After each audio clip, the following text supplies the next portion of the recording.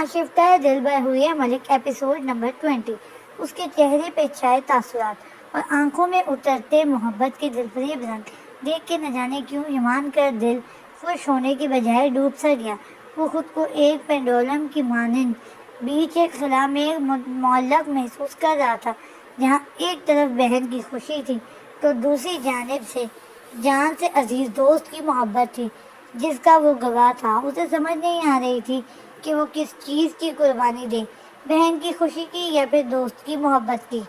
Hamas اس نے اپنی سوچوں میں گم، لان میں موجود عائشہ سے باتوں میں مگن نورے کو دیکھتے حماس کو سرگوشی نما انداز میں پکارا تو وہ چونکا۔ اس نے انکارہ بھرتے ہوئے اس سے بولنے کا اشارہ کیا۔ نورے کو بھول جاؤ۔ نہ چاہتے ہوئے بھی اس کے ہونٹوں سے الفاظ پھسلے تھے۔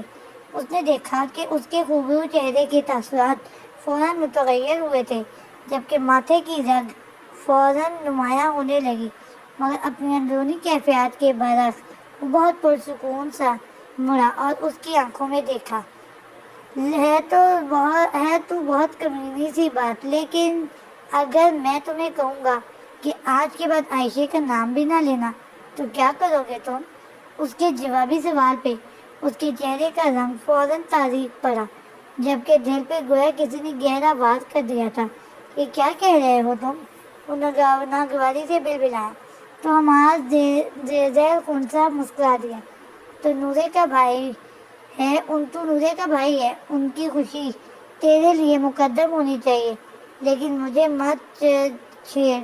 میں جس راہ پہ نکل پڑا ہوں وہاں مجھے کسی ایک کی قربانی تو دینی پڑے گی، چاہے وہ نورے کی خوشی ہو یا میری محبت۔ اس کی سپاٹ آواز میں بہت کچھ تھانے ہوئے تھی۔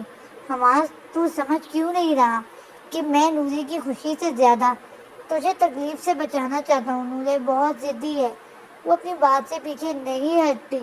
حماس اس لیے اپنے قدم پیچھے موڑ وہ جھنجھلایا سا قدرے بلند آواز میں بول رہا تھا جب جبڑے پر پڑنے والے زوردار موقع پہ کڑا اٹھا۔ یہ تیسری دفعہ تھا جب تو نے مجھے یہ بات بولی ہے اور یہ میری برداشت کی حد تھی۔ میں نے کہا نا، میں بہت خود غرض ہو رہا ہوں۔ وہ اس کے سرخ چہرے کو دیکھتا سرد لہجے میں بول رہا تھا، جبکہ وہ اپنے جبڑے کو سہلاتا بے یقینی سے اسے تک رہا تھا۔ ویسے بھی محبت تو اتنی خود غرض ہوتی ہی ہے کہ محبوب تک پہنچنے والے ہر قدم کے لیے کوئی نہ کوئی دلیل ڈھونڈ لیا کرتی ہے۔ اس لیے یمان خان زادہ، مجھے میری راہ سے بھٹکانے کی اب ہرگز کوشش نہ کرنا۔ اس کی خاموشی پہ وہ دوبارہ سنجیدگی سے اپنی بات مکمل کر کے اس کے چہرہ جبڑے سہلاتے ہاتھ کو تھپتھپا کے اپنے من پسند نظارے کی جانب متوجہ ہوا، لیکن اب خالی لون اس کا منہ چڑھا رہا تھا۔ تو نے مجھے مارا، اس کی باتوں سے بے نیاز دوسری جانب ایمان کی بے یقینی کام ہونے کا نام نہیں لے رہی تھی۔ آج کے بعد ایسی کوئی بکواس کی تو مزید بھی ماروں گا۔ اس کی بے نیازی عروج پہ تھی، جسے دیکھ کے وہ بناتا ہوا بڑبڑا کے رہ گیا۔ سین چینج۔ دن تاریکی میں ڈوبی سیڑھیوں پہ قدم رکھتے ہوئے وہ تینوں افراد بہت احتیاط سے بیسمنٹ میں جا رہے تھے۔ بیسمنٹ میں پہنچتے ہی چکا چوند روشنیوں نے ان کا استقبال کیا تو وہ جلدی سے اپنے مطلوبہ میز کی جانب بڑھے، جہاں پہلے ہی ایک شخص براجمان وائن پی رہا تھا۔ بات ہوئی تمہاری حسن خان زادہ سے؟ خیر سگالی کے جذبات مصنوعی تبادلے کے بعد جب وہ سب اپنی اپنی نشستیں سنبھال چکے تو ان میں سے ایک شخص نے فوراً استفسار کیا۔ وہ شخص اس ضلع کو مشہور ایم رشید کیانیت کا تھا، جبکہ اس کے ساتھ آنے والے دوسرے دو افراد بھی MP تھے، جعفر کمال اور فیصل چیمہ، جبکہ سربراہی کرسی پہ بیٹھا شخص جس کا سیاہ رنگ اور اس کے چہرے پہ چھائے تند سے تاثرات اسے بہت وحشتناک سا بنا دیتے تھے۔ وہ اس شہر کا سب سے بڑا بزنس مین تھا، لیکن اس کا بزنس ظاہری دنیا کے لیے تھا، جبکہ اندرون خانہ وہ اپنے چائے کے بزنس کے ساتھ ڈرگس کا کام بھی بہت وسیع پیمانے پر کرتا تھا، اور اب اس کا کاروبار کو دشمنان وطن اور دوسرے صوبوں تک پہنچانے کے لیے وہ بیوروکریٹ حسن خان زادہ بیوروکریٹ حسن خانزادہ کو کہاں گیا، ہاں، حسن خانزادہ کو ہر طرح سے ٹریک پر لانے کی کوششیں کر رہے تھے، مگر ان کی خودداری اور بے خوفی ان کے راستے کی رکاوٹ بن رہی تھی۔ بات ہی نہیں کی بلکہ اسے بات نہ مانے جانے کے نتائج سے بھی آگاہ کر دیا ہے۔ سربراہی کرسی پہ بیٹھے بلال ربانی نے بھاری لہجے میں جواب دیا تو سب کے چہروں پہ پرسکون سا تاثر پھیلا۔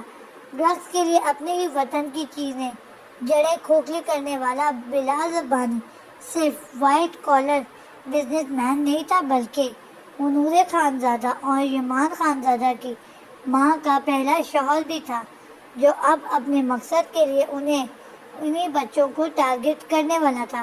لیکن وہ غلط تھا۔ سین چینج۔ اپنے سیاہ گیلے بالوں سے بھرے سر کو تولیے سے رگڑتا وہ واش روم سے باہر نکلا اور گیلا تولیہ یوں ہی بیڈ پہ اچھال کے خود ڈریسنگ میرر کے سامنے کھڑا ہو کے اپنے بال بنانے لگا۔ بال بنانے کے بعد وہ بیڈ پر پڑی شرٹ پہننے کے لیے مڑنے ہی لگا تھا کہ کمرے کا دروازہ ایک جھٹکے سے کھلا اور وہ طوفان بنی کمرے میں داخل ہوئی۔ اف لالا، جلدی سے اپنی شرٹ پہنے، مجھے آپ سے ایک ضروری بات کرنی ہے۔ اسے شرٹ لیس دیکھ کے وہ فوری جھنجھلائی، جبکہ غیر متوقع طور پہ اس کی آواز سن کے اس نے خوشگوار حیرت سے شیشے میں دیکھا، جہاں وہ اسے سیاہی رنگ کے ٹراؤزر کے ساتھ سیاہی لانگ شرٹ میں ملبوس دوپٹہ مفلر کی طرح گلے میں لپیٹے نظر آئی۔ جلدی کریں نا لالا، پہلے ہی آپ کے ان ریچڈ دوست اور کزن کی وجہ سے آپ کے ساتھ بات کرنے کو ترس گئی ہوں، اور اوپر سے آپ وقت ضائع کر رہے ہیں۔ اسے ہنوز شیشے کے سامنے افتاد دیکھ کے وہ بنا اس پہ یا اس کی خاموشی پہ غور کیے بیڈ کی جانب بڑھی اور وہاں پڑی سیاہ شرٹ کو پکڑ کے اس کی جانب بڑھی۔ اسے یوں اپنی شرٹ اٹھا کے اپنی طرف اپنے ہی دھیان میں مگن بڑھتے دیکھ کے خود کو اسٹون مین سمجھتے حماس کے دل کی دھڑکنوں نے شور مچایا تو وہ ششدر رہ گیا۔ لائیں ادھر کریں اپنا بازو۔ اس کے بے حد نزدیک پہنچ کے اس نے اپنے کیوٹکس سے سجی اخروٹی انگلیوں والی نرم ہاتھ اس کے بازو پہ رکھے تو اس کے جذبات مچل اٹھے۔ موقع محل، رشتے کی نزاکت، کمرے کی تنہائی، یہ اپنے جذبات کو دیکھوں تو یہی کہوں گا کہ نورے یہ بہت جلدی ہے، لیکن اگر دل کے کہے کو ماننے پہ آؤں تو جو کر رہی ہیں وہی اس لمحے کی سب سے بڑی حقیقت ہے۔ اس کے اپنے بازو پہ رکھے ہاتھ پہ اپنا مضبوط ہاتھ رکھتا وہ گمبھیر لہجے میں بولا تو قطعی غیر متوقع آواز سن کے نورے نے ایک جھٹکے سے اپنا سر اٹھایا تو اپنے بے حد نزدیک کھڑے حماس کو دیکھ کے اسے سانپ سونکھ گیا۔ آپ؟ اس نے بے یقینی سے اسے دیکھا اور پھر اس نے بے یقینی سے ایمان کے کمرے کو دیکھا، بلکہ جب نورے بہت نرمی سے اسے اپنے سامنے کرتے ہوئے انچ بھر کا فاصلہ رکھتے ہوئے اس نے اس کی کھلی آنکھوں میں پھونک مارتے ہوئے گوجل سے سرگوشی کی تو اس نے جیسے ہوش میں پیچھے ہٹے۔ شرم نہیں آتی آپ کو اپنی کزن کے ساتھ یہ بیہودہ حرکتیں کرتے ہوئے؟ اس کے اوپر دھکیلنے کی کوشش کرتی وہ غیظ و غضب سے چلائی، لیکن اس کی گرفت سے اپنا ہاتھ آزاد نہ کروا سکی۔ میں معذرت خواہ ہوں، لیکن پہل آپ کی طرف سے ہی ہوتی ہے مس خانزادہ۔ اس کی روشن آنکھوں میں اپنی سرمئی آنکھیں گاڑتے ہوئے وہ سامنے سے گویا ہوا تو وہ تلملائی۔ بالکل، میں کہتی ہوں آپ کو کہ آئے میرے ساتھ آ کے یوں رومانس بجانے، ہاتھ جوڑے میرا اور شرٹ پہنے اپنی۔ وہ بہت تیش میں اب بولتی اپنی کلائی اس کی گرفت سے آزاد کروانے لگی۔ جو کام آپ نے شروع کیا تھا اسے مکمل بھی کریں۔ وہ اس کی شرٹ پہنانے کی جانب اشارہ کرتا ہوا بولا تو اس کے سر پہ لگی تلووں پہ جا بجھی۔ منہ دھو رکھ لینا، ہاتھ چھوڑے میرا ورنہ شور مچا دوں گی۔ خطرناک لہجے میں گویا ہو ضرور مچائیں، کیونکہ میں بھی چاہتا ہوں کہ واپس جانے سے پہلے آپ کو اپنے نام کروا کر ہی جاؤں۔ اس کے سنجیدہ انداز پہ مزاحمت کرتے نورے نے ٹھٹک کے اسے دیکھا۔ کیا مطلب ہے آپ کا؟ اس کا دل سہم کے دھڑکنے لگا۔ وہ اس کی لفاظی اور اس کی حرکتوں کو امریکہ پلٹ بگڑے ہوئے لڑکے کی حرکتیں سمجھ رہی تھی، لیکن ان الفاظ نے اسے پل بھر میں بہلا سا دیا تھا، جبکہ اس کے سوال پہ حماس نے دھیرے سے اس کے ہاتھ میں گرفت مضبوط کرتے ہوئے واپس اسے اپنے بے نزدیک کیا اور دوسرے ہاتھ سے اس کے رخسار پہ جھولتی لٹ کو کان کے پیچھے رستے ہوئے اس کی بے یقین آنکھوں میں جھانکا۔ صاف مطلب ہے نور خانزادہ، کیا آپ مجھے ہر روز شرٹ پہنانے کو تیار ہیں؟ کیا آپ میرے کمرے کو اپنی موجودگی، اپنی خوشبو، اپنی باتوں، اپنی کھلکھلاہٹوں سے بات کریں گی؟ کیا آپ مجھے اجازت دیں گی میں ان بالوں، اس چہرے، اس دل میں چھپے احساسات کو چھو سکوں؟ جذبات کی شیدگی سے بوجھل گمبھیر لہجہ، دل نواز آواز اور آنکھوں کی پرتپش سی لپک، سبھی ایک ساتھ کمرے کی تنہائی میں نورے پر حملہ آور ہوئے اور اس کے دل کو بے ہنگم سے انداز میں دھڑکا گئے۔ لیکن اگلے ہی لمحے اس کی آنکھوں میں سورج سے کچھ دیر آیا اور وہ جیسے کسی غیر خواب سے چونکتی اس سے دور ہٹ کر اس کی گرفت سے اپنا ہاتھ آزاد کروا گئی۔ تو نہیں، تم میری پہلی تو کیا آخری ترجیح بھی نہیں ہو۔ انفیکٹ تم میری زندگی میں کسی بھی کھانے میں فٹ نہیں آتے۔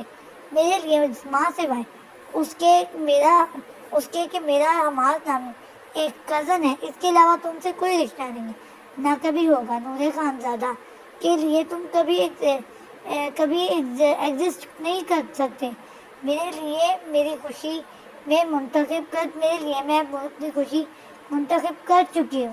تم سے آپ اور آپ سے واپس تم تک کا سفر بہت تیزی سے کرتی ہوں، بے رحمی سے اس کی ذات اور جذبات کے پرخچے اڑاتی، بنا اس کے چہرے کے متغیر تاثرات پر غور کیے بنا کمرے سے نکل گئی، جبکہ دھواں ہوتے چہرے کے ساتھ اور زخمی دل کے ساتھ کھڑے حماس نے ضبط کی شدت سے سرخ پڑتی نگاہوں سے شیشے میں نظر آتے اپنے عکس کو دیکھ کر اگلے ہی پل وہ شیشہ چکنا چور ہو گیا۔ آپ تعمر میری ایگزسٹنس یاد رکھنے والی ہیں، آپ میری تعمر ایگزسٹنس یاد رکھنے والی ہیں نور خانزادہ۔ دل ہی دل میں عزم باندھتا وہ ہاتھ سے رشتے خون کو سپاٹ نگاہوں سے دیکھے گیا۔ سین چینج۔ اس دن کھانے کے بعد جب لال حویلی والے واپس جانے لگے تو ایمان نے ضد کر کے حماس اور اس کی ضد سے بے خبر نورے نے عائشہ کو منا کے اپنے ساتھ لے گئے۔ اس لیے اس وقت لال حویلی میں معمول کے مطابق عائشہ ناشتے کرتے افراد میں کل صبح سے 2 نفوس کا اضافہ ہو چکا تھا۔ ایمان، تم عائشہ کو اس کے کالج ڈراپ کر دینا، مجھے کہیں جانا ہے۔ اس کے بعد آ کے پیکنگ کرنی ہے، کل رات کی فلائٹ ہے ہماری۔ اس کی سنجیدہ آواز گونجی تو سوائے نورے کے سب نے اس کی جانب دیکھا۔ اتنے شارٹ نوٹس میں آنے کی کیا توق تھی بھلا؟ ایک ہی دفعہ اپنے کام نمٹا کے آتے تم لوگ، پھر تم لوگوں کی شادیاں کی جاتی۔ زہرا بھی شاکی لہجے میں گویا ہوئی تو وہ مدھم سا مسکرا دیا اور ایک پرتپش سی نگاہ اس پہ ڈالی جو دانستاً اس سے لاپرواہی برتتی اپنی پلیٹ پہ جھکی ہوئی تھی۔ فکر نہیں کریں نانو بیگم، آپ کی یہ خواہش میں اسی چکر میں پوری کر دوں گا۔ آنچ دیتا پرعزم لہجہ گونجا تو پلیٹ پہ جھکی نورے بے ساختہ نظر اٹھا کے اس کی جانب دیکھا تو اس کی آنکھوں کی تندہی سے گھبرا کے واپس پلکیں جھکا گئی۔ کیا مطلب؟ سبھی اس کی اس بات سے الجھ گئے، جبکہ ایمان نے زور سے بوٹ اس کے پیر پہ مارا۔ مطلب بعد میں سمجھاؤں گا، فی الحال کہیں جا رہا ہوں، اوکے میری جان آپ کالج جاؤ، میں واپس آ کے واپسی میں پک کر لوں گا۔ عائشہ کا سر چومتے ہوئے وہ سب کو خداحافظ کہہ کر ڈائننگ ہال سے باہر نکلا تو نورے نے سکون کی سانس خارج کی۔ ایک تو یہ شخص ڈائیلاگ بازی یوں جھاڑتا ہے جیسے ملک اس کی انگلی کے اشارے پہ چل رہا ہو۔ فضول کا ایٹیٹیوڈ، وہ خوف سے بڑبڑائی اور اپنی چائے کی طرف متوجہ ہو گئی۔ سین چینج۔ ایک بات پوچھوں آپ سے ایمان لالا؟ گاڑی کی حویلی سے نکلے ذرا دیر نہ ہوئی تھی جب فرنٹ سیٹ پر بیٹھی عائشہ کی جھجکتی آواز پر اس نے گاڑی کو ایک دم سے بریکس لگائیں۔ آہ ایمان لا! وہ ڈیش بورڈ سے ٹکرا جانے کے خوف سے چلائی جب اس نے درستی سے اس کا بازو پکڑ کے اسے اپنی جانب کھینچا تو وہ لچکیلی ڈھال کر کی مانند اس کے کندھے سے جا لگی۔ یہ اس نے خوفزدہ انداز میں اس کی جانب دیکھا۔ جب ایک دم چپ چھوٹی بچی ہیں آپ، یہ عقل نام کی چیز نہیں ہے آپ میں؟ کیا آپ کو سمجھ نہیں آتی کہ میں کیوں کر آپ کو منع کرتا ہوں کہ مجھے لالا مت بلایا کریں؟ کورس کورس کی اتنی موٹی کتابیں سمجھ آ جاتی ہیں، سمجھ نہیں آتا کہ میری آنکھوں میں کیا دکھا ہے یا میں میری باتوں کا کیا مطلب ہے۔ وہ جو حماس کی حالت پہ پہلے ہی ذہنی انتشار کا شکار تھا، عائشہ کے لالا کہنے پہ بڑا اٹھا اور اس کو یوں ہی اپنے قریب کیے، بلند آواز میں بولتا چلا گیا تو عائشہ کی موٹی موٹی آنکھوں میں یکایک پانی اکٹھا ہونے لگا۔ کیا کہہ رہے ہیں آپ یہ سب؟ چھوڑیں ہمیں۔ اس کی نم آواز پہ اس کے بھڑکتے دل پہ جیسے ٹھنڈے چھینٹے پڑے اور وہ ہوش میں آ۔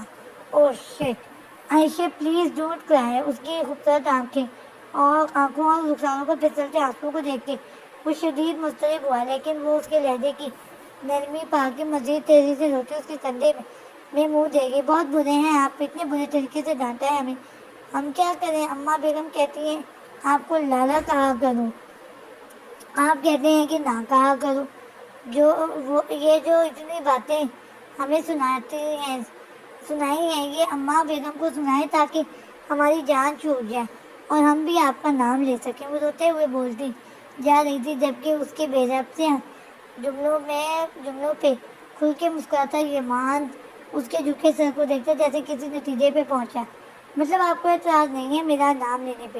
اس کے بالوں کی مہک نامحسوس انداز میں اپنی سانسوں میں کھینچتا متبسم لہجے میں گویا ہوا تو اس نے یوں ہی اس کی کندھے میں سر دیے نفی میں گردن ہلائی تو محسوس ہوا۔ ٹھیک ہے، اپنی بات پہ قائم رہیے گا کیونکہ لڑکیوں کی بہت بری عادت ہوتی ہے، شادی کے بعد شوہر کو بچوں کے ناموں سے بلاتے ہیں۔ لیکن خبردار، آپ نے مجھے کہا کہ عباس کے بابا، بلکہ آپ ہمیشہ مجھے یمان ہی بلانا۔ ہونٹوں پہ مچلتی شدید مسکراہٹ کو روکتا وہ بے باک لہجے میں گویا ہوا تو وہ اس کے ساتھ لگی عائشہ نے ایک جھٹکے سے چہرہ اٹھا کے اسے دیکھا۔ کیا؟ اس کا چہرہ حیرت اور بے یقینی سے سرخ ہو رہا تھا۔ تفصیل گھر آ کے بتاؤں گا، کیونکہ بیچ راستے میں تفصیل بتانے لگا تو بھول بیٹھوں گا کہ سڑک پاکستان کی ہے نیو یارک کی نہیں۔ اس کے نم سرخ چہرے اور نیم باں ہونٹوں سے بمشکل نگاہیں چراتا وہ گاڑی اسٹارٹ کرنے لگا تو اس کے لیے دھماکے زد میں آتی عائشہ خاموشی سے اسے دیکھنے لگی۔ جاری ہے۔